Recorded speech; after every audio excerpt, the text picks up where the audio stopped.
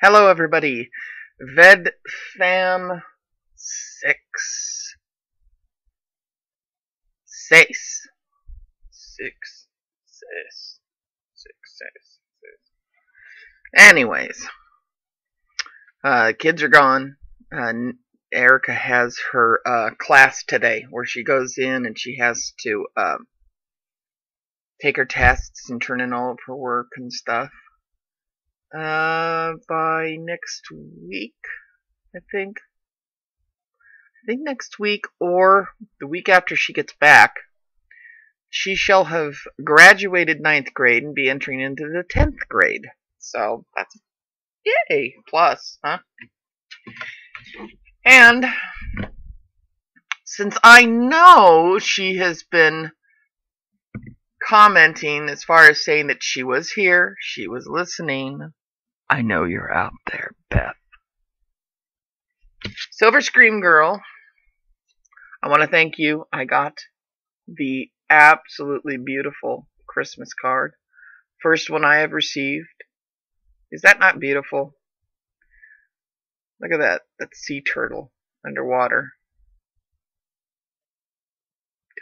This way, I guess. It is by far one of the prettier Christmas cards I've ever received. And it is an island heritage card. Yeah, it's gorgeous. But I love sea turtles anyways. It is so pretty. I have this out on my piano. Piani. Alright, today's subject. I figured I would get the technical stuff out of the way since I talked about cell phone yesterday. I'm going to talk about the Kindle Paperwhite. I had the original, well, not the original, no, I had the 3rd generation Kindle. Really love it. Used it a lot. Read a lot. But I always have read a lot. And I think the reason why my husband bought it for me is because I was costing a fortune and taking up way too much space with my books.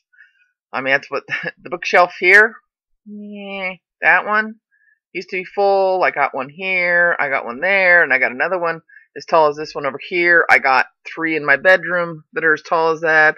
I got a bunch out there, and then I have boxes and boxes and boxes and boxes filling the attic in my garage.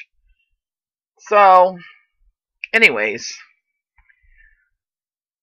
my husband recently has taken up listening to audiobooks and reading. And what's interesting is that he has gotten really into Edinburgh. You know, who wrote The Princess of Mars. She wrote, which they made into that movie, John Carter. The Princess of Mars series, Tarzan, all those. And there is a lot of books he wrote. So he has just been reading and reading and reading and reading. And then there was another book that I ended up buying him because I got tired of listening about Tarzan. It was a book that Feckwig was reading, and it's a series, and it's sci-fi-ish, and I can't think of it right now. I know it had to do with, it was like all the power has gone out everywhere, and they think that this guy knows something behind what has happened, and he would know. And if you're watching, Andy, put the name of the series of books down below. I know the author was like originally French, and he moved over. I don't know, was it Canada? I think he moved to Canada, and he writes. Anyways, I got him into that now. Because I know when you were talking about it, Andy, it sounded interesting. It sounded right up Steve's alley. So I started looking up the books, and I bought him, I think, the first 2 or 3 in the series to get him going. And he likes the Kindle because the Kindle has a speech synthesizer that isn't that bad. And so I can put books on there, and he can plug it into his car when he's driving to and from work, and he can listen to books on it. You know, he doesn't have to have a special program to run it. He just runs it off the Kindle. So to replace it, he bought me the new Kindle Paperwhite. And I will turn it on for you. So let's see if you can watch it. And it looks good, you know. And then as it gets dark, see even far back, it still looks white. It doesn't look like you can't read it or anything. It's got a backlight, and it is fantastic. I am probably, I'm sorry, indigestion here. I had taken my pills before I got on here. This is as good, if not, actually, this is better. It's smaller, you know, than the Kindle 3rd generation one. I like the lighting on it. I love it. I really, really love it. And I was going to talk about the book I'm reading. Years ago, a movie had came out about a book that was based on a book. I should turn this back on so I can tell you more. Called Running with Scissors. And the movie was okay, but the book, far better. It was recommended to me by my friend David. And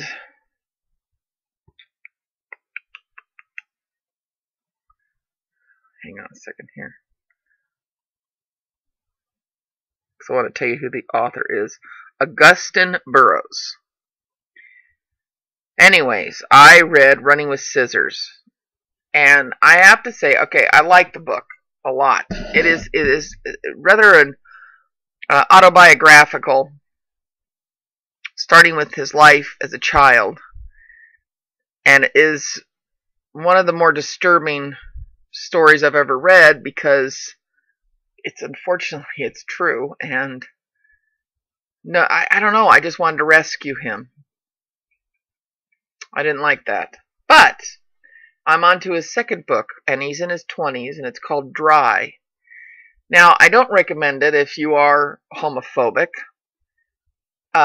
because he is gay, and that is part of the book. Now, I'm not saying that it has graphic homosexual sex scenes, but I wouldn't want to read it if it had graphic heterosexual sex scenes in it. I'm not into that, okay? I don't know. I just don't go for those kind of books. If I want to know about that stuff, I'm going to do it myself.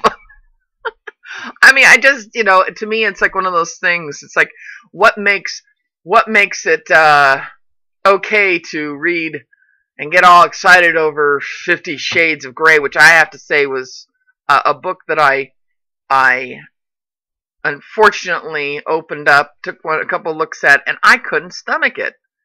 I thought it was so poorly written. I mean, it's a bad book, but because it gets naughty at some point, which I didn't even get to those parts. That's supposed to make it okay to read. Ooh, dirty bits. Yeah, if you say it's pornography, oh, it's an outrage. What do you have pornography on there for? We're bashing men for looking at naked women. I'm like, all right, I'm getting off topic here. But I mean, it's just, I don't know. Personally, I don't care about it. I don't care if you want to read it. I don't care if you look at pornography. I don't care. As long as it isn't hurting anybody, it isn't harming women, harming men, or involving children or animals, and I'm fine with it. I don't care. And I don't care which way you swing with it. But it's not my cup of tea to be reading about it. It is a very private and personal thing. I think that it should be behind closed doors. And that doesn't make me a prude. I think that it just makes me more of a private person about certain matters. Dry is an excellent book. And his struggles and his emotions, he is gone through a rehab in this. he is such a good writer. He details and expresses and really pulls you in. I mean, I so far have not hit a single point in any of his books where I felt like, well, this is dragging on and I want to skip ahead a few. It doesn't do that. It's really good. And I've picked up a couple more of his books on here. My hair flopped. Let's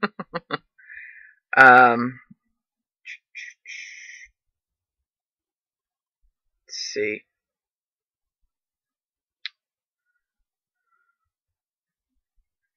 If I can try and find on here.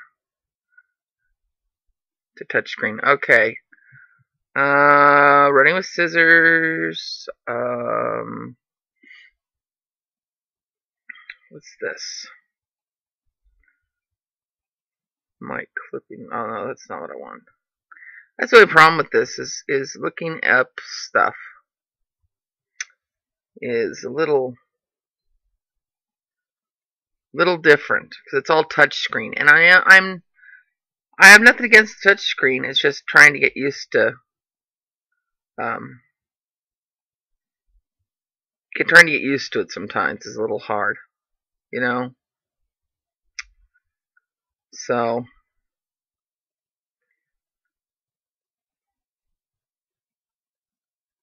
let's see.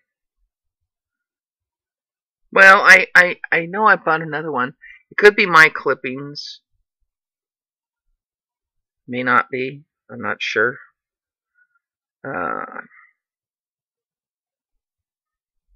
But anyways, whatever. I'm recommending Gustin Burroughs if you've never read his stuff. Most of the time I'm reading murder mysteries and sci-fi and stuff like that. Although I have on here Women Heroes of World War II. And I also have on here Penny Marshall's book. She's funny. I mean, I'm just saying, she's funny. My Mother Was Nuts. A memoir, Penny Marshall. That's a good book. That's a very funny book. Oh, Magical Thinking. That's the other Gustin Burroughs book I have. That's the next one in his autobiographical books. He has other books that he's written that are funny. So, anyways, and not really funny. I shouldn't say funny, but they are. I mean, they're life. He's very light-hearted in a lot of his storytelling, which makes it good. It isn't like my childhood was horrible. My parents were neglectful. They did this, they did that. In fact, what I liked about his first book, Running with Scissors, is that he did not write it with the emotions of an adult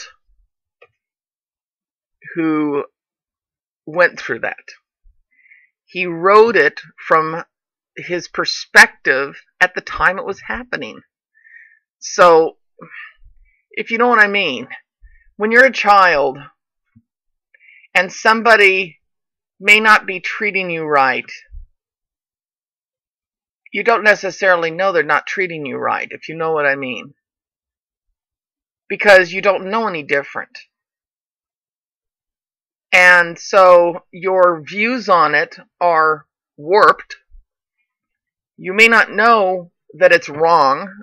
And so, you know, to write a book and be able to actually put into it exactly how it was at the time it was happening, I thought was fantastic. Because, you know, as a parent and as an adult, it was disturbing to read this. And you read it as listening to it from a child.